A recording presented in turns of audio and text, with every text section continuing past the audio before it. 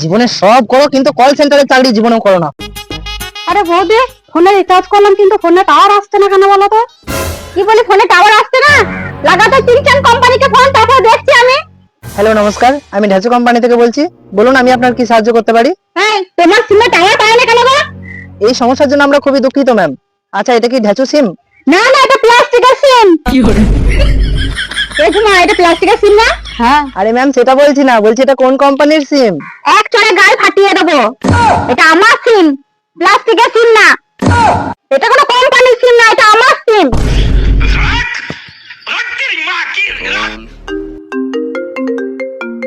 2 ঘন্টার মাথা বারবার খালি ফোন করে। হ্যালো। হ্যালো নমস্কার ম্যাম, আপনার মোবাইলে রিচার্জ না থাকার কারণে আপনার ইনকামিং কল বন্ধ আছে, তো আপনার ফোনে কারোর ফোনই আসবে না। আরে হারামজাদা, আমার ফোনে কারো ফোন যদি না ঢোকে তাহলে তোর ফোনটা কি করে ঢুকলো? তুই কি কবিরাজ নাকি রে? এ ঝুমা, ফোন দে, ফোন তাড়াতাড়ি আয়, এটা কবিরাজ ফোন করেছে। আমি কবিরাজ নই, আমি ঢাচু কোম্পানির কাস্টমার কেয়ার বলছি। আরে বৌদি, কে ফোন করেছে? ঝুমা দেখ, একটা কবিরাজ ফোন করেছে, ওকে জিজ্ঞাসা করতো কবে তোর ছেলের বিয়ে হবে। আরে আমি কবিরাজ নই। কই দেখি বৌদি। হ্যালো।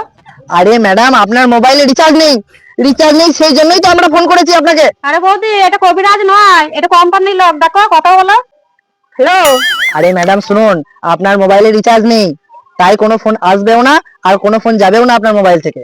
তোর ফোনে টাকা আছে বলে তুই সবাইকে ফোন করবি, জুতো ছেলে। मारो नहीं, ये मजाक हो रहा है। एक सेकंड यार, मजाक हो रहा है।